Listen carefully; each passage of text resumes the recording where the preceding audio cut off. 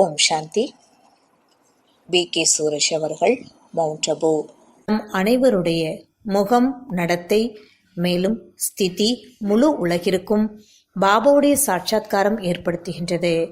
யாருடைய முகத்தில் தெய்வீகத்தன்மை இருக்கின்றதோ, அலௌகிக்க போதையில் ஜொலிக்கின்றதோ, ஸ்திதி மகானாக இருக்கின்றதோ, அவர்களே உலகில் மகான் ஆவார்கள். அவர்களே பாபாவிற்கு மிக பிரியமானவர்கள், பாபாவுடைய காரியத்தில் உதவியாளர்கள், பாபாவுடைய பெயரை புகழுக்குரியதாக ஆக்குபவர்களும் அவர்களே. நாம் முதலில் பிரபுவுடைய சந்திப்பினுடைய பிரத்யக்ஷ ஸ்வரூபத்தை முதலில் தனது முகத்தில் வெளிப்படுத்துவோம். மகிழ்ச்சி என்பது மிகப்பெரிய பொக்கிஷமாகும்.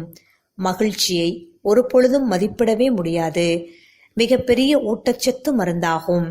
மகிழ்ச்சியாக இருப்பவர்கள் நோய்களிலிருந்து எளிதாக வெற்றியடைந்து விடுகின்றார்கள். பிரச்சனைகளினால் யாருடைய மகிழ்ச்சியையும் அபகரிக்க முடியவில்லையோ, அவர்களே இவ்வுலகில் அனைவரையும் விட சக்திசாலி மனிதன் என்று கூற முடியும். நாம் தன்னை சோதனை செய்வோம்.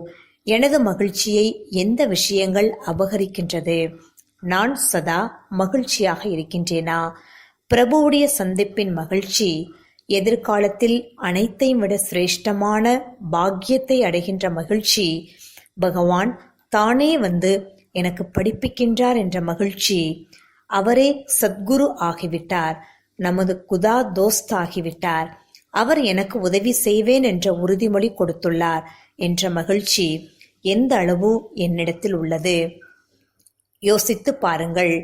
பகவானுடைய குழந்தைகளே, மகிழ்ச்சியாக இல்லையெனில் வேறு யாரால் மகிழ்ச்சியாக இருக்க முடியும்? முழு உலகிற்கும் மகிழ்ச்சியை கொடுக்கக்கூடியவர்களோ அவர்களே மகிழ்ச்சியாக இல்லையெனில் இந்த உலகில் வேறு யார் மகிழ்ச்சியுடன் இருப்பார்கள்? நாம் தான் இந்த உலகின் ஆதார மூர்த்திகள், கல்பக விருட்சகத்தின் வேர் பகுதியாக இருக்கின்றோம். நாம் மகிழ்ச்சியாக இருந்தால் முழு உலகமும் மகிழ்ச்சியாக இருக்கும். அவர்களுக்கு நம்மிடமிருந்து மகிழ்ச்சியின் கிரணங்கள் சென்றடையும். ஒருவேளை பூர்வீக ஆத்மாக்கள் துக்கமாக இருந்தால் முழு உலகமும் இன்னும் துக்கமாகிவிடும். நம்முடைய ஸ்திதியின் ஆதாரத்தினால்தான் முழு உலகின் நிலையும் இருக்கின்றது. வாருங்கள், நாம் அனைவரும் குஷியாக இருக்க வேண்டும் என்ற திட சங்கல்பம் செய்வோம். மகிழ்ச்சியாக இருப்பது நம்முடைய கையில்தான் உள்ளது. முக்கியமான விஷயத்தில் நாம் கவனம் கொடுக்க வேண்டும். எதிர்பார்ப்புகள்தான் மனிதனுடைய மகிழ்ச்சியை அபகரித்து விடுகின்றது. நாம் நம்முடன் இருப்பவர்களிடம் அதிகமாக எதிர்பார்க்கின்றோம், அதிகமான விருப்பங்கள் வைக்கின்றோம். இதனால் நம்முடைய மகிழ்ச்சி தொலைந்து விடுகின்றது. ஏனென்றால் எப்பொழுது ஒரு மனிதர் இன்னொருவருடைய விருப்பங்களுக்கு ஏற்றபடியே காரிய விவகாரங்கள் செய்ய முடியாது. ஒவ்வொரு மனிதரும் சுதந்திரமானவர்கள். ஒவ்வொருவருடைய சிந்தனைகள் தனிப்பட்டது, சன்ஸ்காரம் தனிப்பட்டது, காரியங்கள் செய்யும் விதம் தனிப்பட்டது, அநேக பொறுப்புகள் உள்ளது. எனவே நாம் நம்முடைய விருப்பங்களை குறைக்க வேண்டும். அப்பொழுது குஷி 100 ஆகிவிடும். ஒருவேளை நம்முடைய விருப்பங்கள் 100 இருந்தால் குஷி 0 ஆகிவிடும். நோய்களினாலும் பிரச்சனைகளினாலும் யார் நம்மை அவமானப்படுத்தினாலும், வாழ்க்கையில் தடைகள் வந்தாலும், தொழில்களில் தடை ஏற்பட்டாலும் நாம் மகிழ்ச்சியின் பொக்கிஷத்தை இழந்துவிடக்கூடாது. வெற்றியே மகிழ்ச்சிக்கான திறவுகோல் என்று உலகினர் கூறுகின்றனர்.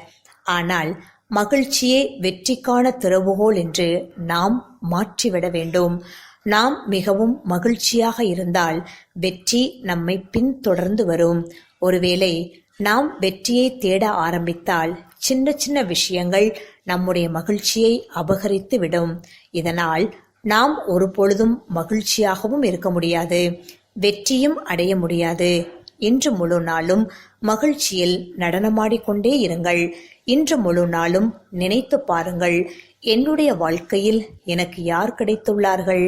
யாரை சந்திப்பதற்கு ரிஷி முனிவர்கள் தபஸ்விகள் என்னவெல்லாம் செய்துள்ளார்கள், அவர்களுக்கு கிடைக்கவில்லை. ஆனால் அவர் என்னுடையவராகிவிட்டார். அவருடைய அன்பினால் நம்முடைய வாழ்க்கை உருவாகி உள்ளது.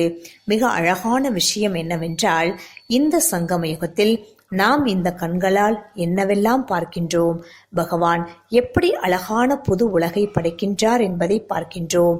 அவர் தன்னுடைய குழந்தைகளை வளர்ப்பதை பார்க்கின்றோம். அனைவருடைய பாக்கியத்தை உருவாக்குவதை பார்க்கின்றோம். ஆத்மாக்களின் துக்கத்தை அளிப்பதை பார்க்கின்றோம். இந்த கண்களினால் நாம் என்னவெல்லாம் பார்க்கின்றோம், இதை வேறு ஒரு பொழுதும் பார்க்க முடியாது. இன்று முழு நாளும் பரந்தாமத்தில் பாபாவின் அருகில் அமருங்கள். அவரிடமிருந்து தூய்மையின் வைப்ரேஷன்ஸ் அடையுங்கள். இந்த உலகில் இந்த உடலுக்குள் வந்து நாலாபுறமும் வைப்ரேஷனை பரப்புங்கள். இடையிடையே பவித்திர கடலிடமிருந்து பவித்திரத்தாவின் மழை என் மீது பொழிந்து கொண்டிருக்கிறது என்று பயிற்சி செய்யுங்கள். ஓம் சாந்தி.